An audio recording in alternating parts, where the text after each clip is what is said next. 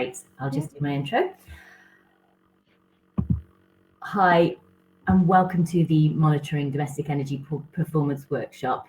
Thank you so much to everyone joining us. It looks like we have about 17 people here. So thank you all for choosing this workshop. I'm Laura Courtney. I'm Head of Policy and External Affairs at CHC. And I'm absolutely delighted to be introducing this workshop, and I'll be here to support with the Q&A later on. We're really grateful that Dr. Jo Patterson, Senior Research Fellow at Welsh School of Architecture, will be leading this session, sharing insights from the research that the Low Carbon Built Environment team have done with local authorities and social housing organisations across Wales to implement whole house, whole energy system retrofit projects. So we're really looking forward to hearing about this. Please do type any questions or thoughts into the chat box during the session. I'll be monitoring that and I'll be able to read out your questions when we reach the Q&A session at the end. So everything and anything you can think of, please pop it in the chat box. So with no further ado, I will hand over to Jo. Thanks so much, Jo. Thank you, Laura. Hi, everyone. As Laura's just said, I'm Jo Patterson from the Welsh School of Architecture at Cardiff University, and I will give you an overview of the research that we've been doing over the last, 30 years, but particularly over the last 10 to 12 years, where we've been implementing whole house energy retrofit work or whole energy systems into existing and new build homes, and kind of touching on all the way through the presentation on how important monitoring is to provide feedback on and evidence as to why these changes are so important. As we've already heard from Lee Waters, Jane Davidson and Luke Murphy this morning, we all know there's a huge need for retrofit. Not only is our climate changing quite rapidly now, but also our current housing stock is depreciating in quality and standards without significant financial input. But also the changing climate will also have a more high impact on our existing built environment as well. So we need to not only maintain what we've got, but maintain what we've got with the changing climate. So there is a real need for us to get on with it. we can't wait any longer. Things have been quite slow over the last 10 to 12 years, but we've really got to move now. Otherwise, everybody's going to be in quite significant trouble in just living in their homes. So our research, the Low Carbon Built Environment team at the Welsh School of Architecture, have been working over the last 12 years on a number of projects. We've built the zero energy positive Salsa house. We've been retrofitting social housing and with local authorities and social housing companies. We've retrofitted a few small commercial properties, and we've also worked particularly with Swansea Council on monitoring their own stock as well to provide this evidence as to how these systems work in practice and what really needs to be done going forwards. Our main objectives were to reduce dependency on fossil fuels, so using renewable energy supply and also storing that energy where we possibly could. Obviously, this will help to mitigate climate change. We wanted to increase low carbon energy sources, again through renewables, and focusing on integrated in renewables into the building fabric. We wanted to improve the built environment, and every project that we've worked on, we've really focused on this to make people's lives better, to improve people's quality of life and well-being, and just to have an overall positive impact on the built environment and sustainability as a whole. And obviously, the final thing is to reduce fuel poverty, which is obviously becoming a much more of a problem as in the last few months or so with energy prices going up. So the more that we can do to help this and to provide again a better quality of life for people and provide them with an extra bit of that will reduce their energy costs will help their quality of life. The whole systems approach we've taken, we wanted to do things that were affordable. We're very aware that whole house energy systems aren't seen as being affordable at the moment. but without doing anything, they never will become affordable. So we need to make that start to make steps to implement these technologies to help economies of scale and the whole process move forwards. We've always tried to do things that are appropriate for the building stock that they're being implemented on. Obviously, that way they'll work better and perform better. We've tried to do things, we've worked on buildings that are very typical of the Welsh housing stock. So we've looked at a range of different ages of houses, but we've always tried to choose buildings that people recognise and that social housing have lots of those stock in, so that they can learn from what we've learned and take the whole house approach forward. Obviously, we've tried to be low energy to provide as comfortable living spaces as we possibly can for the residents, and to be low maintenance, because again, maintenance is costly for social landlords. So we need to try and keep these costs down as much as we possibly can. We've taken a methodological approach. So what we do with all of our projects, we model the buildings. So we, which means carrying out a detailed survey, gathering data about each of the homes. We've monitored them before any work's been carried out for at least a year. So we have really good pre-work, pre-retrofit data, so that we know how the occupants are living in the house, how much energy they're using, how much they're spending on their energy bills, which then enables us to provide evidence on what the changes, what retrofit solutions have had and how they've had an impact. We've then installed technologies into the buildings, and then we continue to monitor them afterwards to really get a feeling of how not only is the technologies performing individually, how they're performing as a system, how the buildings are improved or not improved. Hopefully they're all, so far they all have improved, humidity and temperatures particularly. And how the occupants are able to control and use the systems. So it's a really, really, really whole house, whole buildings approach that we're taking to the work. So obviously there's a number of different variables that have an impact on the building, the weather and climate. So in all of our projects, we've set up a weather station. So we've got weather stations set up across the whole of South Wales to measure the weather, because obviously one warm year might have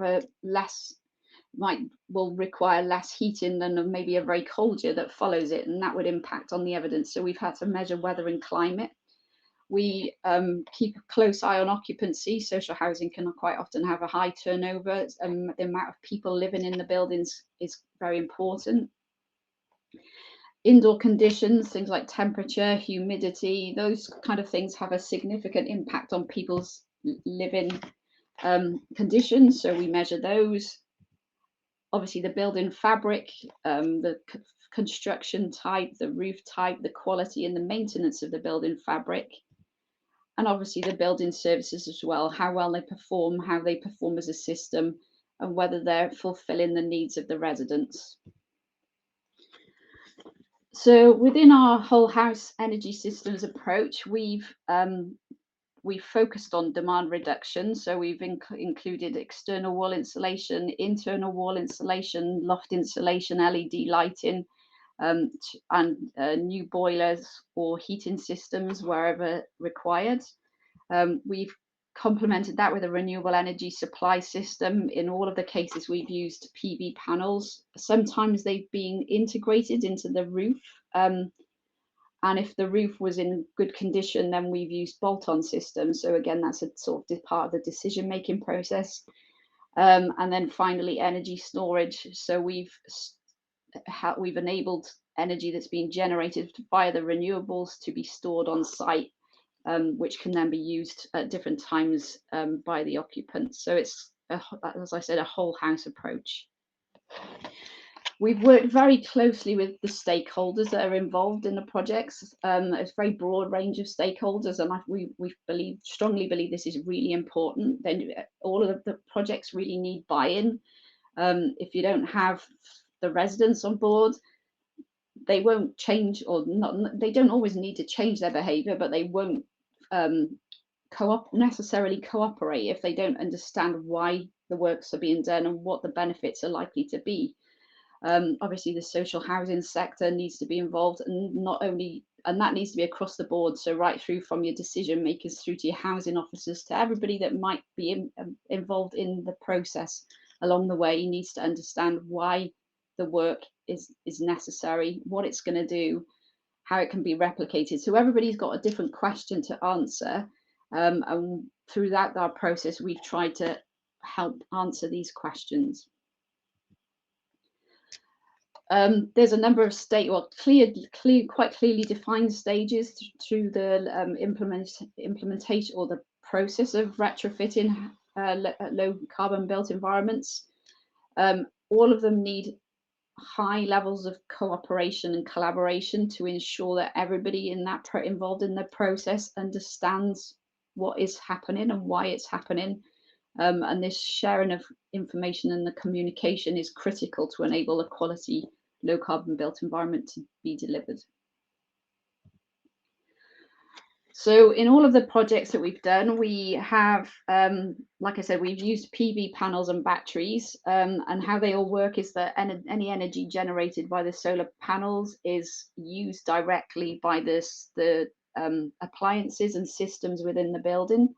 Once the demand is being fulfilled, then any excess energy will be stored in the battery. Once the battery is full and all the appliance requirements are being fulfilled, then there's a feedback to the national grid. And obviously we're monitoring where all of this energy is going so that we can get a good understanding of the balance and how the systems balance between the three. I'll provide some case studies shortly.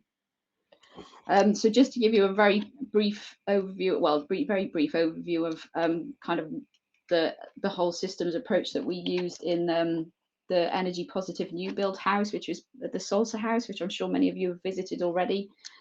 This was built in 2015, which was led by the Welsh School of Architecture. The house generates more energy than it uses through its integrated PV panel.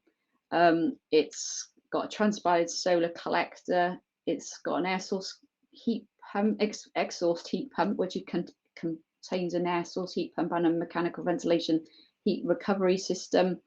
It's got double glazing, SIPS panels, a battery, and then LED lighting and A+ devices. It's a couple of years old now, but it has been the principles behind it have been replicated by a number of social housing companies in South Wales, and the replicated houses are performing really well in practice. We're getting some really good feedback from the residents.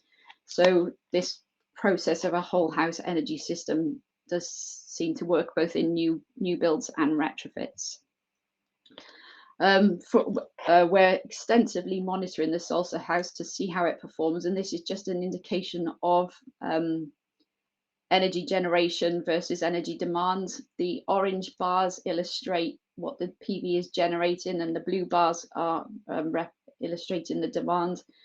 And as you can see, from March to September, the orange bars are much taller than the blue bars, so which indicates that we are generating more energy than we're actually using. And the building is being used as an office, so it has a relatively high demand, and over the annual period, it is energy positive. So based on this process, we've replicated the whole house system in over 25 retrofits across South Wales now. So, and as you can see from the images, they are a range of types. So we've worked on end terrace, mid terrace, pre-1919 solid wall houses, right through to the houses built in 2000. Just to give a really good overview of how the technologies can work in all different types of houses. So just to give you some examples, this is a case study that's located in the Welsh Valleys. Obviously, it's an end terrace. It was in poor condition. The occupants had very high energy bills. There was mold, there was damp, it was very cold. So we worked with Wales and West to provide a retrofit solution that brought together the whole house approach. Obviously, it's got a stone fronted stone front, which blends well with the neighbours. So we've used internal wall insulation on the front facade and external wall everywhere else. And we dealt with it sort of really well. So there's some images of once the post retrofit with the EWI. As you can see, the house itself just looks so much better than it did before. We put PV panels on the east and west facing roofs, and this is proven to be really positive because the houses can generate energy from sunrise to sunset. So this is working really well. Obviously, there's a bit of an increased cost with that, but the performance has been extremely positive. And the PV panels are integrated into the roof. So that was designed. This was a bit of a research project, so we did include a transpired solar collector on the gable end, which you can see at the top on the sort of dark triangular area on the top image there. This provides a boost to the mechanical ventilation and heat recovery system, which increases the heat within the system. There's a Tesla battery located in the loft space. So this is just a visual of all of the technologies that were included in the building. We did work with the residents and Wales and West very closely to make sure that they were happy with and comfortable with everything that was being proposed.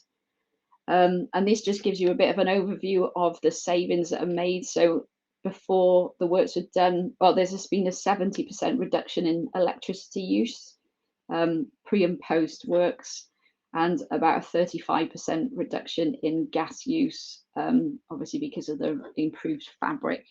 So significant benefits to the residents financially, and a significant improvement in the internal conditions.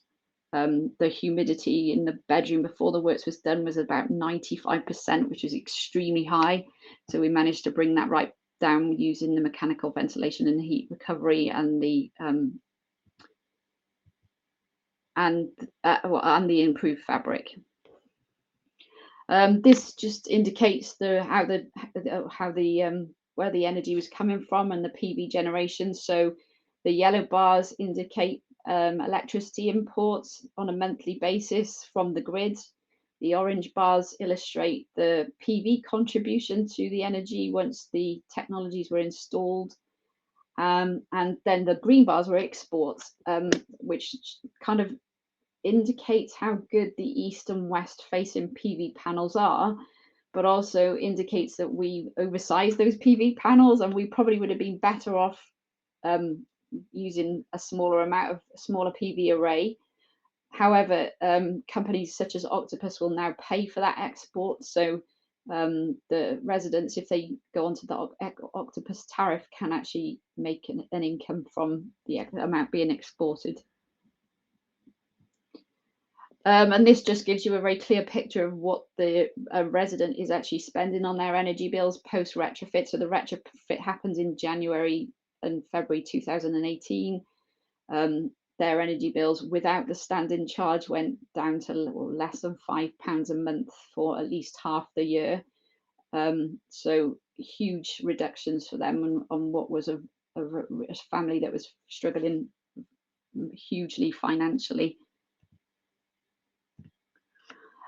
This is another case study that we, it's a very simple case study really, because the house was built in 2000. So we focused on we replaced the gas boiler at the time, which was about 5 years ago. We also put a large PV, I think it was 4.7 kilowatt peak PV array on the roof, and originally put in a clunky old set of car batteries to test the storage abilities of the system, just because this type of the new smoothline or streamlined batteries weren't available at the time.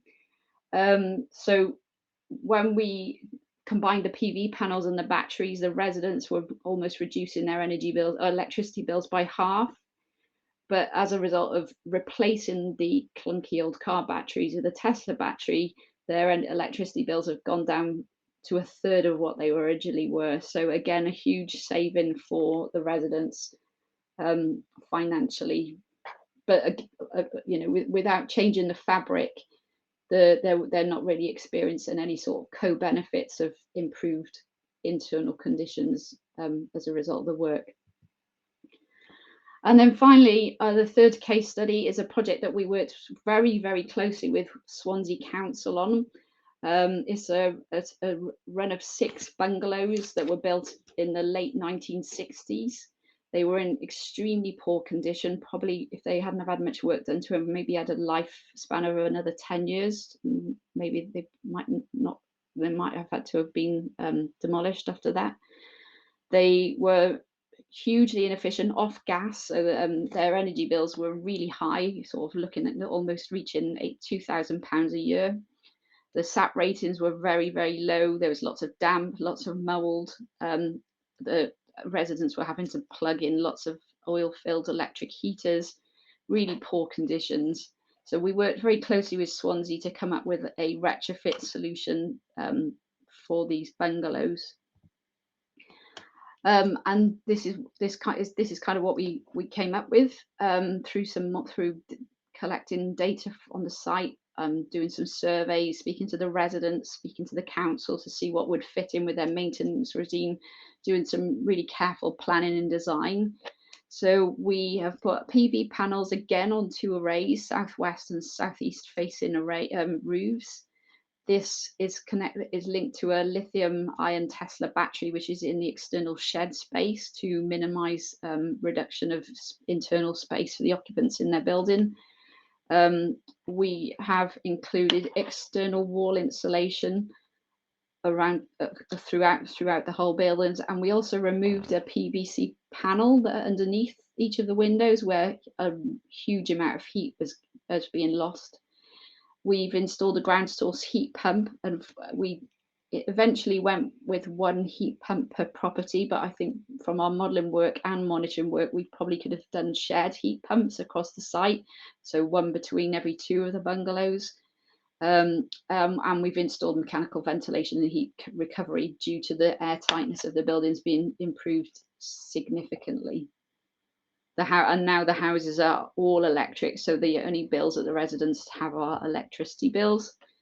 The energy EPC ratings have improved from a G to an A, so huge improvement there, and SAT ratings have gone from 12 to 95. And these visuals just show some of the works that were underway. Our monitoring, again, when really heavily monitoring the buildings to see how well the system performs and everything performs in practice. Again, these are the results from our monitoring. So the blue areas are the most critical on this graph, and that's where energy is being obtained from the grid. As you can see, from April to September, it's less than 10% of the electricity is provided by the grid, and the houses are virtually self-sufficient for those 6 months. The images at the bottom of the screen are just illustrating, they're from the Tesla app, which accompanies the Tesla battery. And this kind of shows that in February, 21% of the energy is coming from either the battery or the PV panels. But from sort of April through to September, we're looking at what is generally over 95% of the energy has been provided either by the PV panels or the batteries. Again, like I said before, the bungalows were suffering, they were really poor temperatures, obviously particularly during the winter time. The grey and the orange lines in the graph illustrate just the variation in temperature from on one day or a typical day for March. And obviously the temperatures are dipping right down below or just below 18. And this was March. The blue line illustrates the temperature profile for post works. And as you can see, the residents probably got the temperature setting on their heating system at 22, 23 degrees. And it's a very constant, very comfortable temperature set for them. So it just illustrates that the combination of solutions is providing the residents with a very comfortable, consistent temperature. These are some illustrations of the the costs for the residents. So the first bar where it says pre-retrofit is how much this particular building was paying before. So we're looking at about £1,300 a year on their energy bills, or that electricity bills actually, because we found it very difficult to get the oil data from the residents. The bar on the other end of the graph is the Wales mean. So typically somebody would be spending just over £11,000 a year. So it was slightly more than average. The blue bar in the middle is indicating what the post retrofit without the PV panels and batteries would be spending. So you're looking at about £300 to £400 of savings. And then with the PV and battery plugged into the whole system as well, then the resident's going to be spending about £470 a year. So it's at least a third less than what they were spending before, with the opportunity of gaining some export income from the potential to feed back into the grid and get some income from there as well. And we wouldn't have this data if we weren't monitoring the properties, obviously, but it is really, really valuable to go back to the decision makers and say, look, this is the impact that you've had from spending money. And the impact is, the benefits are across the board.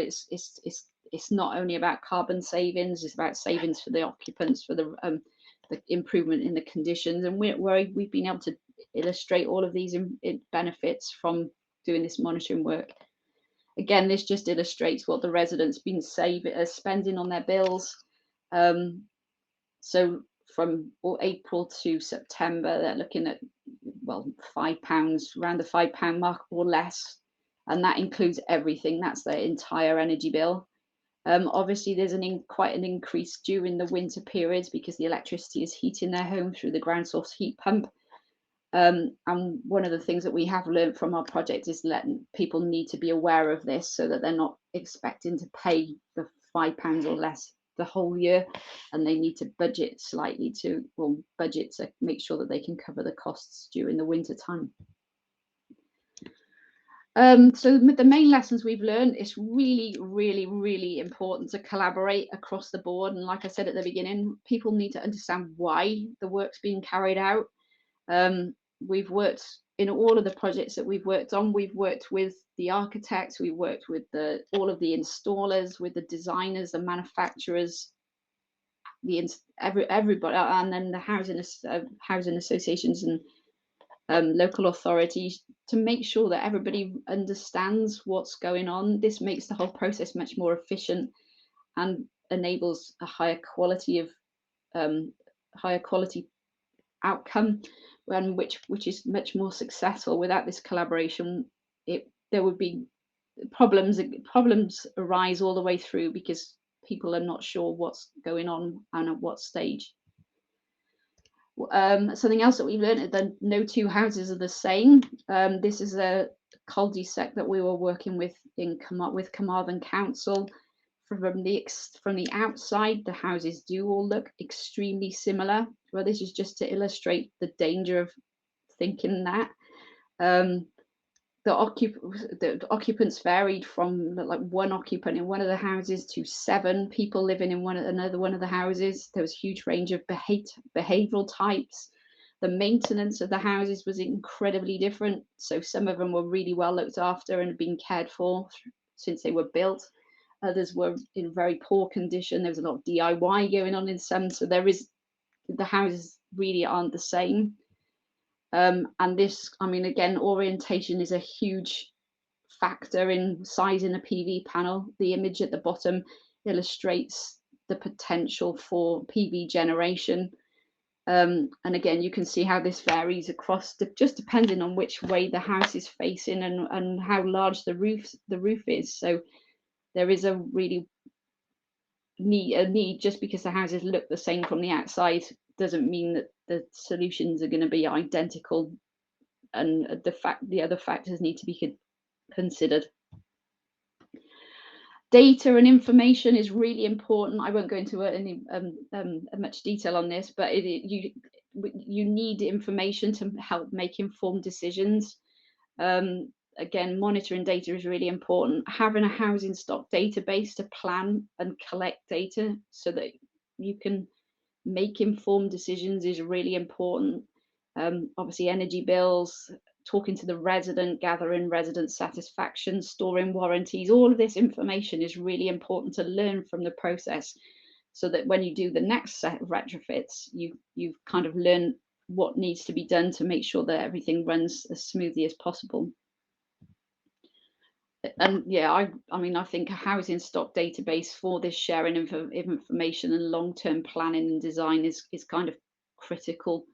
Um, so that, I mean, even maintenance and operation, if you don't know what you've got and where it is, because we're changing from a boiler system, energy system through, it's going to be a lot more varied, particularly in the next 10 to 12 years. So you need to know what's where, who to send to fix what technologies if there is a problem, and this database would really help to do that. Again, it's a really broad range of skills, both technical skills and soft skills. Talking to people, collaborating is, like I said, is critical. All of these people involved in a retrofit need to be able to understand why they're doing things, what they're doing, and to be able to interpret results to inform others on how to behave in the process. And again, apprentice, but not it is not only apprenticeships and sort of people coming into the construction sector. And I don't want to say green sector; it is construction sector, because the construction sector has to be green across the board. But it's also upskilling those that are involved. And through our experiences, we found that a lot of people want to learn. People are really keen and interested to do something different. But it's making sure that the knowledge is being shared to keep the momentum going forwards. So I mean, yeah, I guess finally, we're not going to achieve anywhere near the zero carbon targets with only just implementing one or two of the technologies and solutions. It needs to be a whole energy systems approach. That can be on a building by building scale, or we might have to scale up and do a whole energy systems approach at a scale. But we all need to work together to change the way that we're working now, because we're not going to get to those targets without changing how we're working. Yeah, great, and that's the end. I hope I'm not gone too far over. No. Thanks so much, Jo. Thank you. Just give you a minute to catch your breath.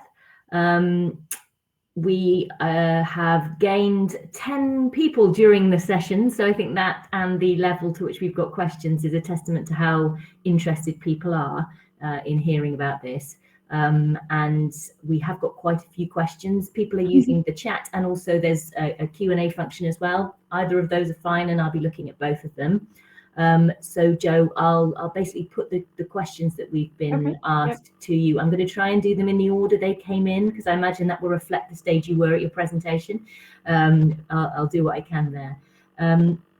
So the first question that we got was, is Cardiff University monitoring equipment using compliant with the intelligent energy systems, apologies for my reading, specification for the optimized retrofit project? We've been doing this work before the optimized retrofit project was carrying out, but we've been our monitoring equipment and the practices and procedures that we use are standardized, and we're using UK standards for everything, so they very much should align with what's being carried out by the optimized retrofit program, for sure. Yeah. Brilliant. One person asked whether it's possible to visit the Salsa House. I think it's commercial property. Yeah, I hope so. Yeah, no, we can still. I think it would be quite nice to take some people again to go and visit it. Yeah. So that would be, yeah. If you want to get in touch with me, you drop me an email, and if there's a few people, that obviously is more efficient time-wise to sort of have a group. But I would be happy to take some people around the Salsa House. Wonderful. We've just received, well, hopefully we're in the process of receiving some more funding from WAFO, and where the intention is to have a demonstration retrofit house up and running by spring, because obviously the retrofits that we've been working on are lived in by people. So yes, it's very difficult to trap lots of people around that, but part of our funding is to fund a demonstration retrofit that will be left open empty for a while. So we will be very keen to take people around there to show them what we've done, what others have done, and also see the technologies live in situ in a real house. So that's up and coming. Well, I mean, if you are happy to, you could share your email in the chat at the end. But otherwise, we've shared your Twitter handle so people can get in touch with you that way. I don't want you to have to give up all your details, but if you are keen, then that would be one way to do it. Yeah. The next question that we had in was, does the equipment require yearly testing and maintenance? And is there a large cost in terms of that? And would that then have a knock-on effect in terms of service charges? Everything that we've like I said, we've always worked really closely with social housing, the teams in the social housing companies and local authorities. So we've always tried to choose things that were as low a maintenance as possible. The heat pumps, they won't be. None of the systems require any more than a standard boiler would require. So apart from, the only thing that you would need to do is change a filter maybe once every 6 months in a mechanical ventilation, but that would be, I mean, I can replace it myself, so it's not a very technical job, but it just does need someone to pop by and replace the filters, but no more than another typical heating system. The battery doesn't need any work doing to it. The PV panels don't need anything doing to them either. So it is minimal maintenance. And that was always one of our key decision-making factors. That's great. And I guess that is a kind of communication issue in terms of when they're installed, but a minimal one in terms of what you've described. Yeah, absolutely. We've had one question in terms of what the cost was of the retrofit and terrace. I don't know if you can share that. Yeah, sure. So I mean, the original ones we did, we were kind of aiming for about £25,000. The bungalows that we did with Swansea were around £50,000 per property. Bearing in mind, like I said, the properties were in extremely poor condition, and they wouldn't have had more than a 5 to 10 year life left in them, which would have meant that they would have had to have been replaced by new stock. So if you compare the £50,000 with the construction of a new build, which, to achieve the targets that were now being set, you're looking at a £250,000 rebuild cost probably. So it is ridiculously expensive. However, without doing anything and without spending this money now, we're never going to get the economies of scale that we do need to go forwards, and we have to start spending some money to make the change. Again, the co-benefits, it's not only about carbon reductions, it is about improved quality of life, improved well-being, improved built environment in general, and the benefits are significant. So I'd say you could do a really good retrofit for between £25,000 and £30,000, but because you have to do the mechanical ventilation, if you're tightening the fabric up, you have, you combine it. There's very little that you can remove if you're going to get to net zero, and it just costs money to get to net zero at this point in time. Yeah, and I think that's why it's of so much interest in terms of kind of housing associations. Understanding the real costs helps to kind of understand the challenge and then how we might get to the solution. So it is always really useful to have that. Another question in terms of the internal space. So in terms of both the bungalow and the terraced house, was the internal space limited, and what was the feedback in terms of from residents? Were there any negative feedback on that? With regards to fitting the appliances, things, so that we've purposely gone with a Tesla battery because they can be stored outside. So we were always very conscious that social housing quite often is limited by space. So we tried to locate any of the technologies either outside in a unit outside or in the loft space where it was appropriate and possible. With regards to the internal wall insulation that we've installed, we did, like I said, we did pre and post retrofit surveys with the residents, and none of them have noticed a change in or a reduction in the spaces as well. So I think, I think that might be a bit of a perceived and belief about the internal wall insulation, and it seems to work very well. And the technology's changed, and they are a lot thinner than they used to be now. So I think the impact is minimal on space. Again, that's why it's so important to have projects like yours, to kind of take that learning as we go. Another question in terms of whether you've had any issues with conservation areas. We haven't worked in any conservation areas that I'm aware of. I mean, like I said before, we have always been sensitive to the local environment. So with the end terrace property, we were conscious. We obviously didn't want to put external wall insulation on the front of the house and make it look different.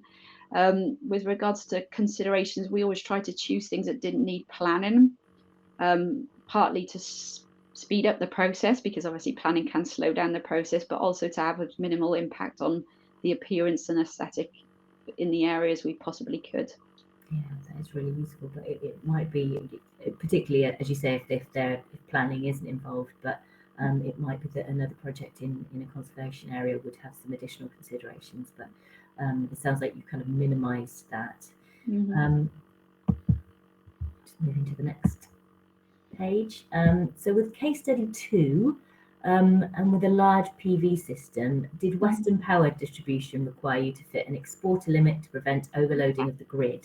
Yes, yeah, we've had a lot of interactions with Western Power with regards to sort of grid feeding, and we have included limitation export limiters on all of our projects. But as with having the battery in the properties, obviously export is limited, because the residents are using the energy as sort to be more self-sufficient. But it is a bit of an issue now that the opportunity is there to export and gain an income. So that, I think that is a hurdle that needs to be overcome with the distribution network operators. But that's a bigger solution that needs to happen. Absolutely. And how much extra overwork was required to minimise cold bridging issues with the wall insulation on the first end terrace you presented? They did tricky. Not a massive amount. I think it's just being aware of the needs. So, like for example, with the bungalows, we insulated the sills to minimise the heat losses sort of around those kind of areas of cold bridging. We used cavity closers on the tops of the cavities again to try and reduce heat loss there. So it is little bits of attention to detail, but I think that's really important. Can save bits here and there. So it's being trained and having that awareness of where those extra small percentages of heat loss can be saved, can accumulate to make an increase the savings and get us nearer to net zero. Great. So I think that's the end of the questions so far, but please do, if anyone has any additional questions. One from me. So Lee Waters gave us a challenge as the social housing sector and the CHC in terms of how we do more to support scaling up of learning. And I just wondered what your kind of recommendations to the housing sector as a whole and Welsh Government would be in terms of scaling up the learning. So I think, obviously the Welsh Government they've always been a bit of ahead of the curve. We've got our bed, we've had Nest, we've had all of these sort of optimising retrofit programme now. They're all sort of happening. I think making sure that we really learn from those and share that learning across the sector is critical, and learn the details of what's being experienced, and not to look at them as, oh, well, that didn't work, that's not great. It's like, why did it not work? What are the positive and negative lessons that have been learned? And not only about the technologies, but things like how well did people work together in the process? How did the procurement process work? Because quite often we've had issues over our projects where we've procured what seemed like good organisations to do the work, and then when they've actually gone on the ground and done the work, we've been let down with warranties, we've been let down with things. So I think it's a real case of working together and trying to tighten the system to protect people, to protect the residents, to protect the social housing companies, so that things are being, the solutions are being installed as well as they can be. But again, working together to enable these lessons to be learned, and sort of, and have an incremental improvement as time goes on, because we're not going to get it perfect straight away, because things are moving so quickly, but it's making sure we learn from each other going forward. Definitely. And I mean, you're not responsible for answering this, but do you feel like, given the learning and the current costs, with a kind of expansion and more work like this, it's likely to become, slightly less kind of cost burdensome, is that a phrase? Going forward, you know what I mean? Is there likely to be a leveling off? I think the costs will come down, and I think over the last sort of 4 to 5 years, we've found that rather than the costs coming down, the technologies have improved, so they become more efficient, they've become smaller, they've become more effective. So we've seen an improvement in technologies and more competition. I think in the longer term, we will see the prices come down. And what we need to see now is more companies in the supply chain being able to install those technologies. And I think that's what will drive the costs down going forwards. Thank you so much, Jo. I haven't seen any additional questions coming through. I think you've answered all of these incredibly technical questions incredibly well. Thank you very much. I think we can probably close the session there if there isn't anyone else to ask questions. One has just popped up. No, that's all right. It was just Rian saying thank you. There are a few polls, people, if they want to go to the top right-hand side of the screen, there's a few polls. We're really interested in your views if you want to just stay in the session. If not, I think we can let you go and say a huge thank you to Jo.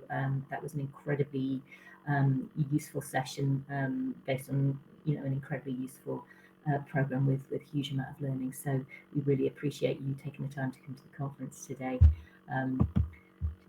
No more questions. Thank you for inviting me. Thanks so much, Jo. Thank you. Thanks.